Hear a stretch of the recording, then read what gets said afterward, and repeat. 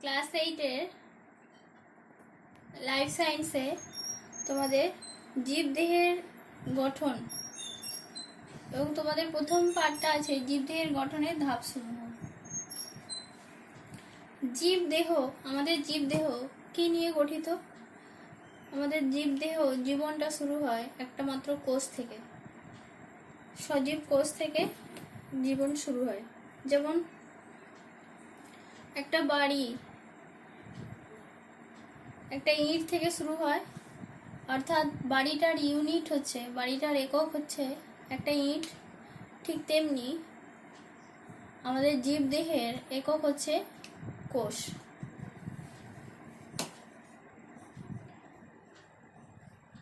কোষ যদি সংজ্ঞা হিসেবে বলা হয়, কোষ কাকে বলে? কোষ হচ্ছে স্বপ্রজননশীল প্রোটোপ্লাজম সমন্বিত জীবদেহের গঠনগত কার্যগত একককে বলা হয় কোষ। স্বপ্রজননশীল কেন বলা হয়েছে? যে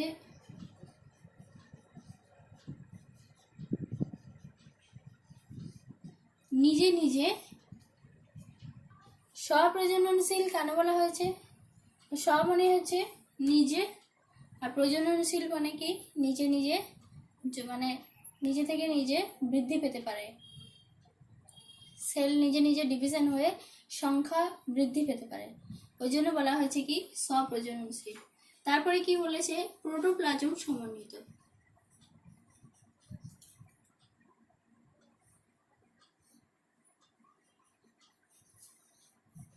প্রোটোপ্লাজম সমন্বিত, প্রোটোপ্লাজম কাকে বলে? না, কোষের সমস্ত সজীব অংশকে বলা হয় প্রোটোপ্লাজম। কোষ যদি সজীব না হয় তাহলে কিন্তু স্বপ্রজননশীল হবে না, ডিভিশন হবে না। অর্থাৎ প্রোটোপ্লাজম সমন্বিত অর্থাৎ সজীব স্বপ্রজননশীল জীবদেহের গঠনগত কার্যগত একককে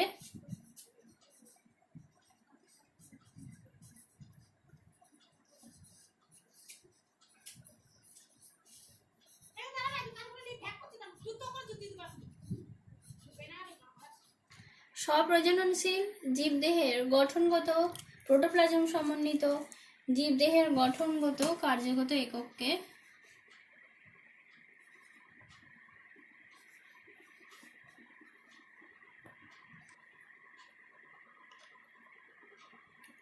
প্রোটোপ্লাজম সমন্বিত স্বপ্রজননশীল প্রোটোপ্লাজম সমন্বিত জীবদেহের গঠনগত কার্যগত একককে বলা হয় কোষ। আমাদের জীবদেহের গঠন কিভাবে একটা কোষ থেকে শুরু এবং একটা কোষ থেকে কিভাবে একটা জীবদেহ তৈরি হয়েছে সেটা আমরা জানব।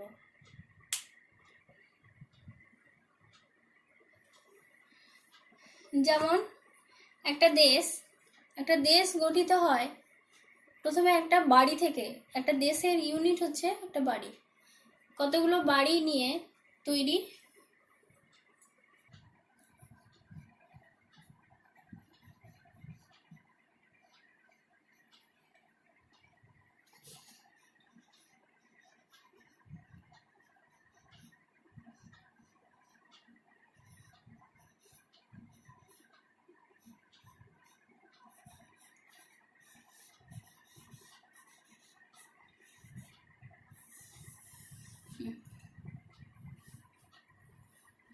যেমন একটা বাড়ি, কতগুলো বাড়ি নিয়ে হয় একটা পাড়া, আবার কতগুলো পাড়া নিয়ে হয় একটা গ্রাম, কতগুলো গ্রাম নিয়ে হয় ব্লক, কতগুলো ব্লক নিয়ে হয় একটা মহকুমা, আর অনেকগুলো মহকুমা, কিছু মহকুমা নিয়ে হয় জেলা, কিছু জেলা নিয়ে হয় রাজ্য, এবং অনেকগুলো রাজ্য নিয়ে হয় দেশ। ঠিক একইভাবে একটা কোষ থেকে আবার কতগুলো কোষের সমষ্টি নিয়ে হয় কি কলা, কলার সমষ্টি থেকে হয় অঙ্গ, আর কতগুলো অঙ্গ নিয়ে তৈরি হয় এক একটা তন্ত্র। আর সব তন্ত্রগুলোকে সমস্ত তন্ত্রগুলোকে একসাথে দিয়ে তৈরি হয় একটা জীবদেহ। এইভাবে কোষ থেকে জীবদেহ কিন্তু তৈরি হয়। এভাবে একটা জীবদেহ তৈরি হয়।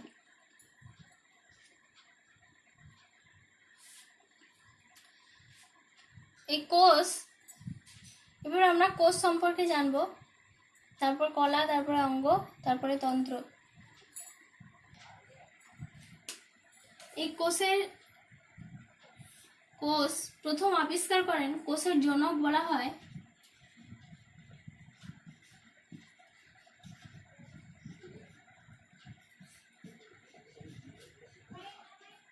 বিজ্ঞানী রবার্ট হুককে।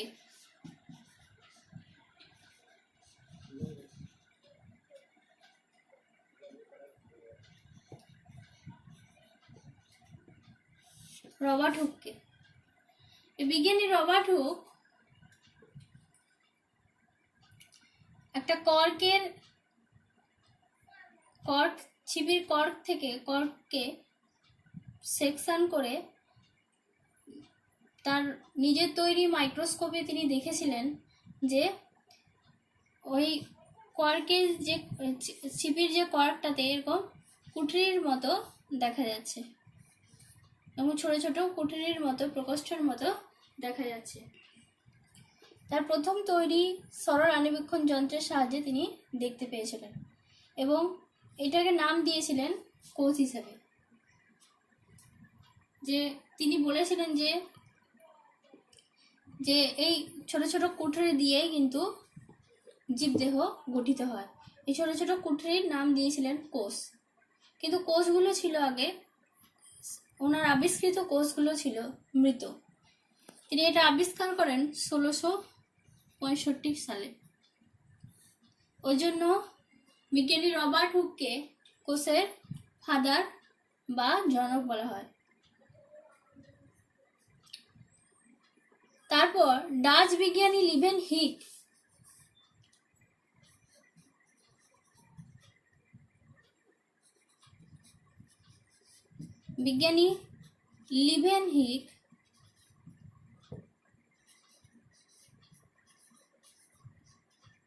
তিনি 1674 খ্রিস্টাব্দে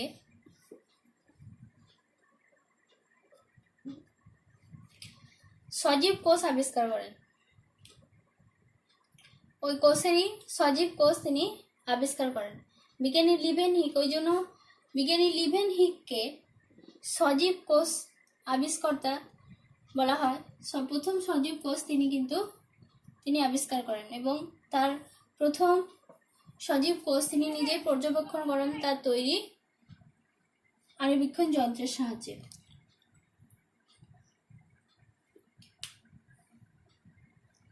এই আণুবীক্ষণ যন্ত্র অর্থাৎ যাকে মাইক্রোস্কোপ বলা হয়, এই মাইক্রোস্কোপ 3 ধরনের হয়। মাইক্রোস্কোপ কাকে বলে? মাইক্রোস্কোপ হচ্ছে একটা যন্ত্র যার সাহায্যে কি করা হয় না, ছোট ছোট জিনিসকে বড় করে দেখা হয়, ছোট ছোট জীবকে বড় করে দেখা হয়। অর্থাৎ অণুজীবদেরকে মাইক্রোস্কোপে দেখা যায়। যেসব জীবেদেরকে খালি চোখে দেখা যায় না, তাদেরকে মাইক্রোস্কোপে দেখা হয়। ওই জন্য মাইক্রোস্কোপকে আণুবীক্ষণিক যন্ত্র, যেহেতু অণুজীবকে দেখা হয় ওই জন্য আণুবীক্ষণিক যন্ত্র বলা হয়।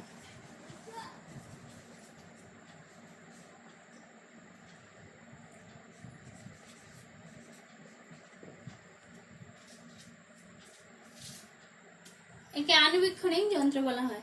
এই মাইক্রোস্কোপকে তার গঠনের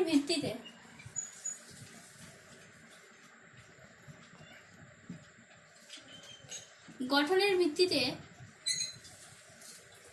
এবং বিবর্ধন ক্ষমতার ভিত্তিতে মাইক্রোস্কোপকে 3 ভাগে ভাগ করা হয়: সরল, যৌগিক এবং ইলেকট্রিক। বিবর্ধন ক্ষমতা কি?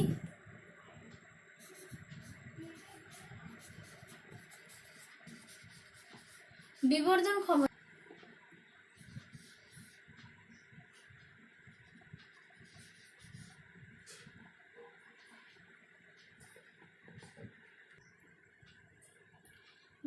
ক্ষমতা বা রেজুলেশন পাওয়ার কাকে বলে না, দুটি বিন্দুর মধ্যেকার যে পার্থক্য নির্ণয় করার ক্ষমতাকে বলা হয় দুটি বিন্দু খুব ক্ষুদ্র দুটি বিন্দু নির্ণয় করা, তার মাঝে দূরত্ব নির্ণয় করার, তার দূরত্ব পার্থক্য নির্ণয় করার ক্ষমতাকে বলা হয় বিবর্ধন ক্ষমতা বা রেজুলেশন পাওয়ার।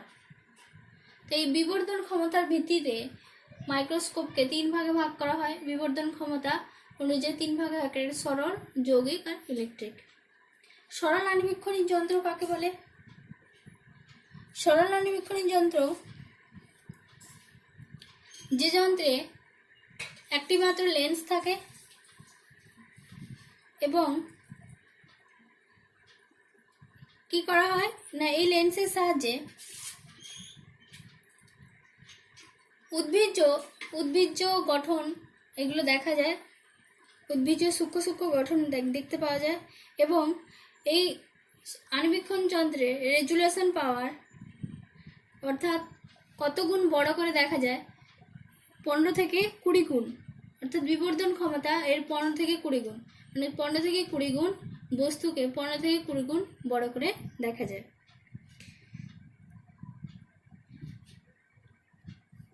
যৌগিক আণুবীক্ষণ যন্ত্র কাকে বলে? যৌগিক আণুবীক্ষণ যন্ত্র কি?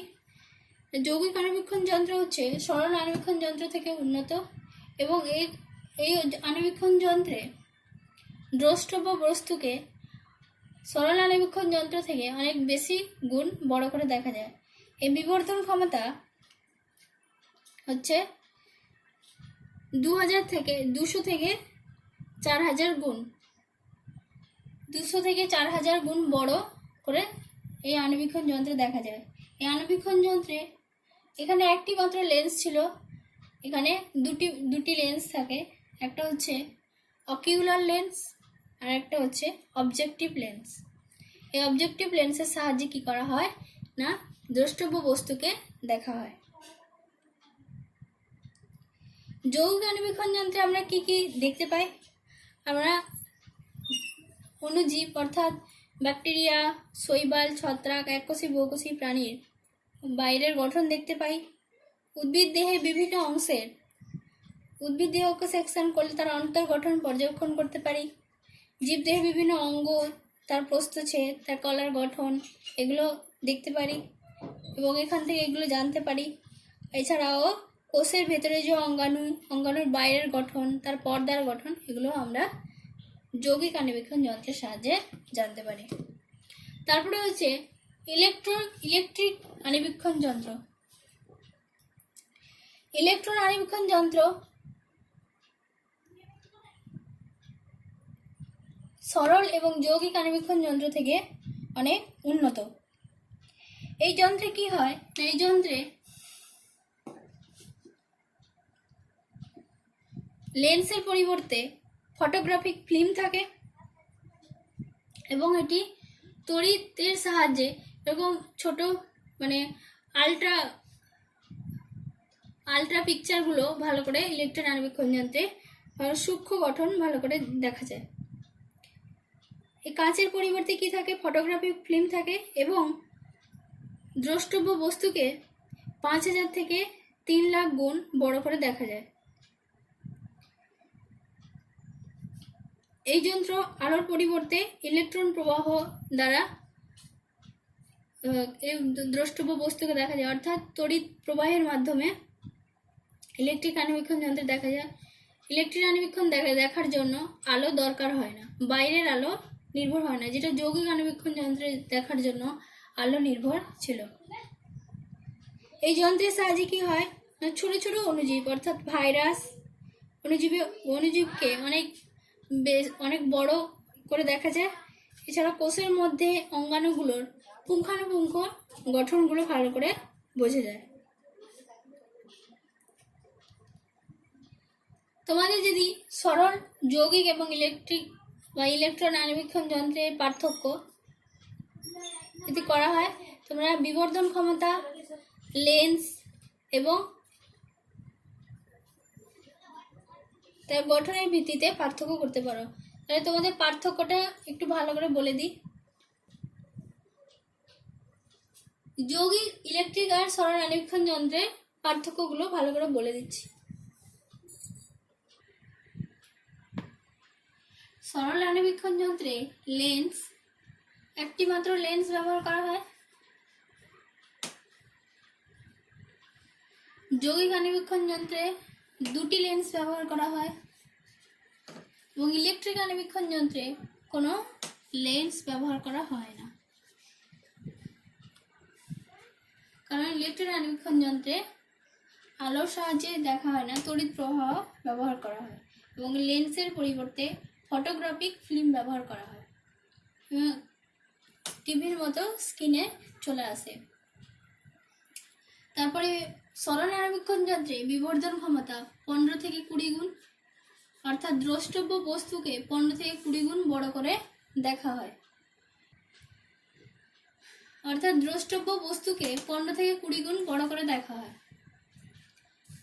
যৌগিক অণুবীক্ষণ যন্ত্রে দ্রষ্টব্য বস্তুকে 200 থেকে 4000 গুণ বড় করে দেখা হয়, অর্থাৎ এর রেজুলেশন পাওয়ার অর্থাৎ বিবর্ধন ক্ষমতা 200 থেকে 4000 গুণ। ইলেকট্রন অণুবীক্ষণ যন্ত্রে 50,000 থেকে 3 লক্ষ গুণ বড় করে দেখা হয়। তড়িৎ প্রবাহ, সরল অণুবীক্ষণ যন্ত্রে তড়িৎ প্রবাহ থাকে না, ব্যবহার করা হয় না। এখানে আলোর সাহায্যে দেখা হয়।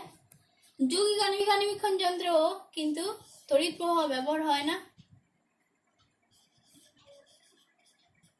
এখানেও আলোর সাহায্যে দেখা হয়। ইলেকট্রন অণুবীক্ষণ যন্ত্রে তড়িৎ প্রবাহ ব্যবহার হয়।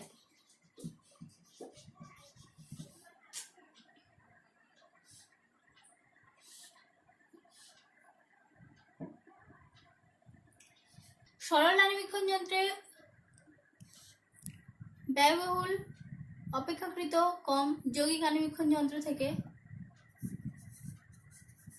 অর্থাৎ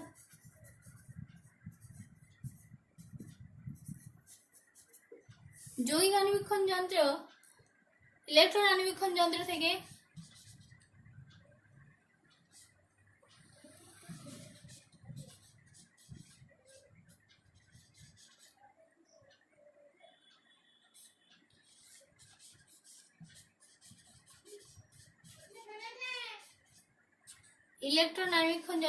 কম, আর ইলেকট্রন অণুবীক্ষণ যন্ত্র যথেষ্ট ব্যয়বহুল।